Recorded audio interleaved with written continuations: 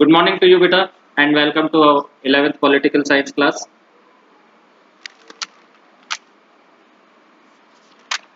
अपने को जो द चैलेंजेस ऑफ डेवलपमेंट है उसका फर्स्ट, सेकंड और थर्ड पैराग्राफ से स्टार्ट करना है। फर्स्ट और सेकंड कर लिए थे अपन ने।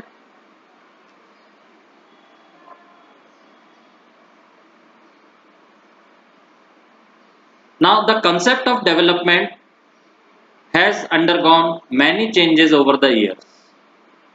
In the initial years, the focus was on catching up with the West in terms of economic growth and modernization of societies.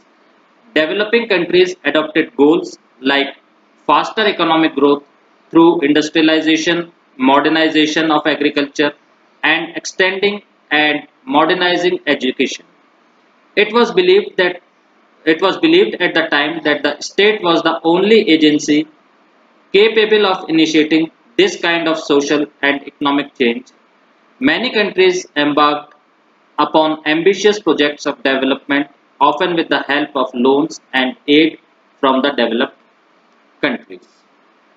तो यहाँ पे अपन देखते हैं कि जो कॉन्सेप्ट ऑफ डेवलपमेंट है, मीन्स विकास की जो अवधारणा है वो पिछले कई सालों में क्या है, बदली है, चेंज हुई है। अब शुरू के अंदर डेवलपमेंट का जो कंसेप्ट था या डेवलपमेंट की जो लोगों के अंदर अवधारणा थी वो कुछ दूसरी थी। आज वो अवधारणा क्या हो चुकी है, वो कंसेप्ट क्या हो चुका है, डेवलपमेंट का चेंज हो चुका है। जैसे जैसे साल बीतते गए तो कंसेप्ट ऑफ डेवलपमेंट भी चेंज होता गया। शुरू के वर्षों में मतलब में जोर आर्थिक उन्नति और समाज के आधुनिकीकरण के रूप में पश्चिमी देशों के स्तर तक पहुंचने पर था। अब जो देश आज़ाद हुए थे कॉलोनियल रूल से, जैसे फॉर एग्जांपल अपनी कंट्री को इंडिपेंडेंस मिली 1947 में, ठीक है। तो अपन अपना एग्जांपल लेते हैं कि शुरू के जब इंडिपेंडेंस मिली तो जो शुरू के जो ईयर्स थे, बिगिनिंग ईयर्स जो थे, शुरू के जो थे, उसमें किसके ऊपर जोर दिया गया? एक तो इकोनॉमिक डेवलपमेंट के ऊपर, यानी कि आर्थिक उन्नति के ऊपर जोर दिया गया, और सोसाइटी को मॉडर्नाइजेशन करने के ऊपर जोर दिया गया, यानी कि समाज क्या हो, आधुनिक हो, वही पुराना पिछड़ा समाज ना हो, समाज के अंदर मॉडर्नाइजेशन, इसके ऊपर जोर दिया गया। और ये जोर दिया गया कि हम भी कहां तक पहुंचे, जो वेस्टर्न कंट्रीज हैं उनके बराबर तक पहुंच सके, यानी कि जो वेस्टर्न कंट्रीज जो यूरोप के अंदर है और अमेरिका के अंदर है, अमेरिका है और वेस्टर्न कंट्रीज ऑफ यूरोप है, हम भी उनके बराबर तक पहुंच सके, इस बात के ऊपर सबसे ज्यादा जोर दिया गया, ठीक है। अब जो डेवलपिंग कंट्रीज थी, यानी कि जो विकासशील देश थे, वो उन देशों ने क्या किया, एक एम निर्धारित किया, एक एम बनाया कि भाई हमारे को कितना डेवलपमेंट करना है, कितना डेवलपमेंट करना है, कितने कितने टाइम में। तो जितने विकासशील देश थे या डेवलपिंग कंट्रीज थी, उन्होंने इंडस्ट्रियलाइजेशन के ऊपर, एग्रीकल्चर एंड एजुकेशन के ऊपर और इन सब चीजों को मॉडर्नाइज करने के ऊपर के लिए क्या है, एक लक्ष्य निर्धारित किया कि भाई हमारे को इतने टाइम के अंदर बहुत स्पीडली इंडस्ट्रियलाइजेशन होना चाहिए हमारे देश के अंदर, हमारे देश के लोगों के अंदर बहुत जल्दी एजुकेशन आनी चाहिए।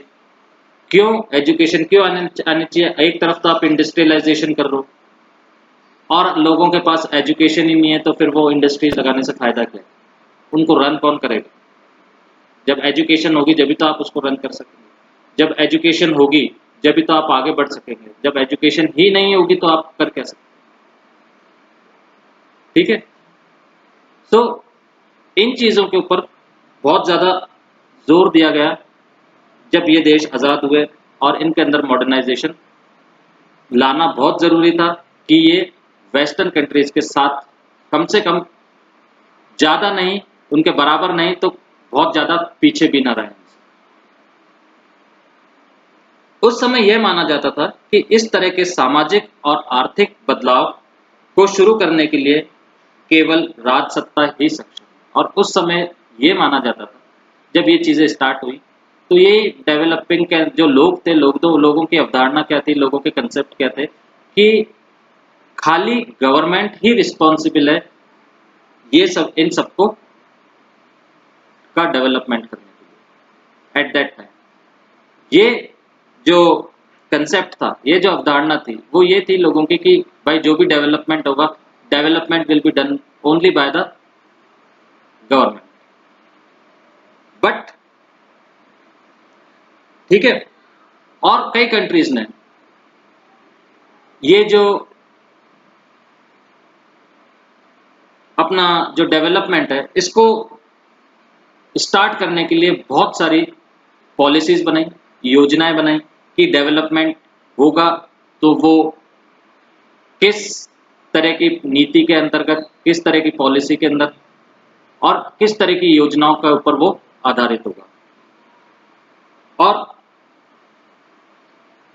ये कब पॉसिबल हो सका, जब ये जो अंडर डेवलपिंग कंट्रीज थी या डेवलपिंग कंट्रीज थी, जब इन्होंने जो डेवलप्ड कंट्रीज थी उनकी हेल्प इनको मिली और उन डेवलप्ड कंट्रीज ने इन डेवलपिंग कंट्रीज को लोन दिया, कर्ज दिया, तभी जाकर के ये संभव हो सकता था। क्यों? क्योंकि विदाउट मनी तो अपन डेवलप नहीं कर सकते। कोई इंडस्ट्रीज भी लगानी है तो उसके लिए भी बहुत मनी चाहिए होगा, फिर उसके लिए टेक्नोलॉजी चाहिए होगी। जो देश नए नए आज़ाद हुए थे उनके पास इतनी टेक्नोलॉजी थी नहीं, अब वो टेक्नोलॉजी कहाँ से मंगवाए?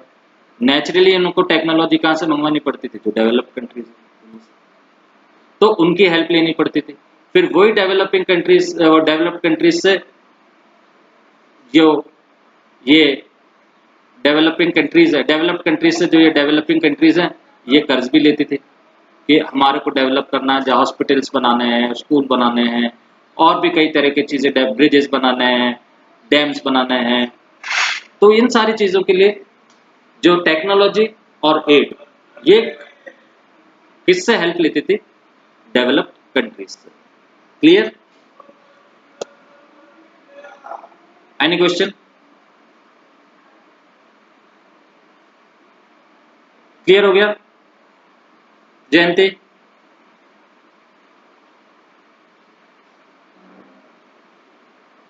ओके।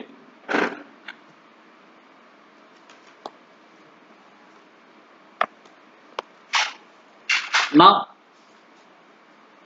अब अपन आगे चलते हैं और नेक्स्ट पैराग्राफ देखते हैं।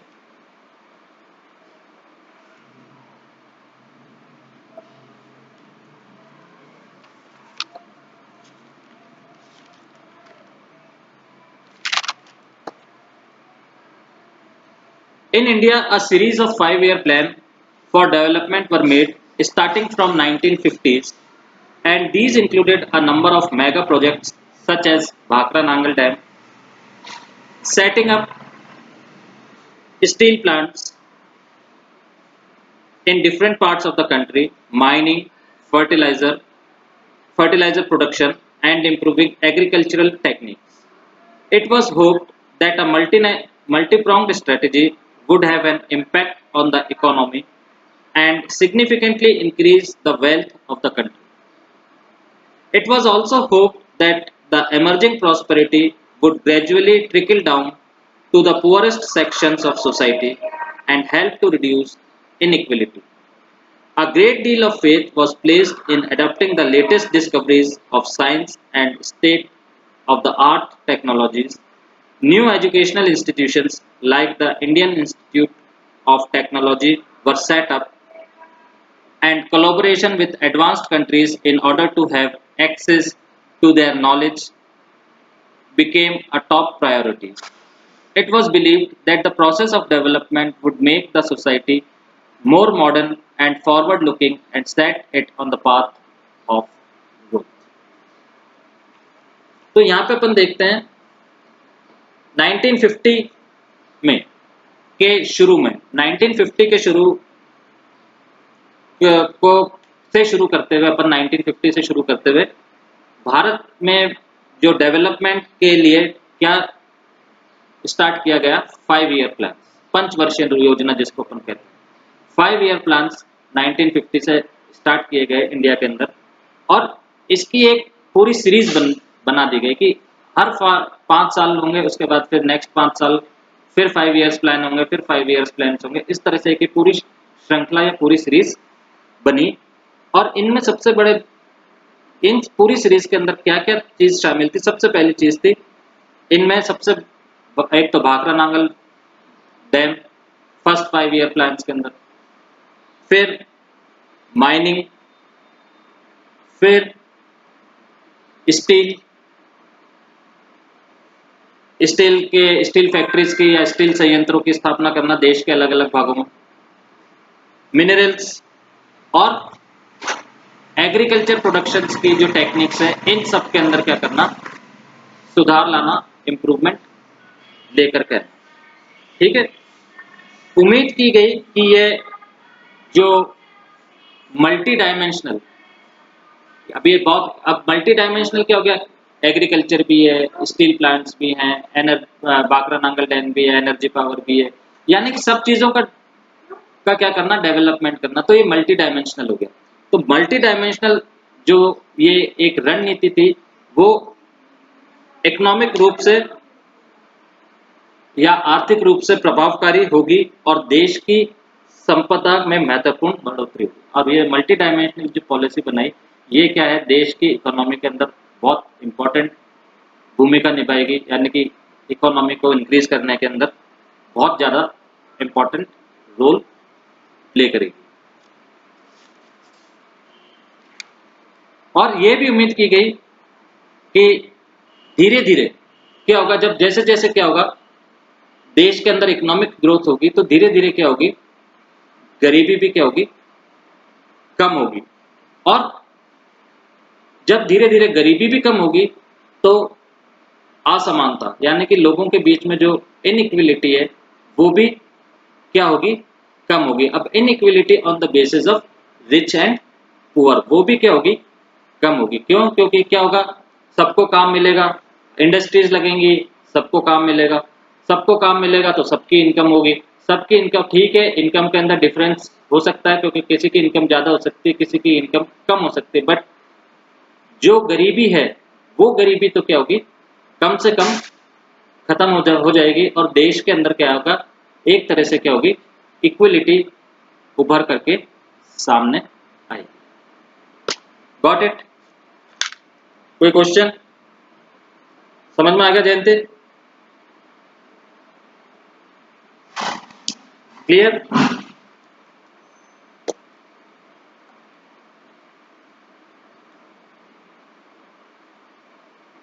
क्लियर हो गया?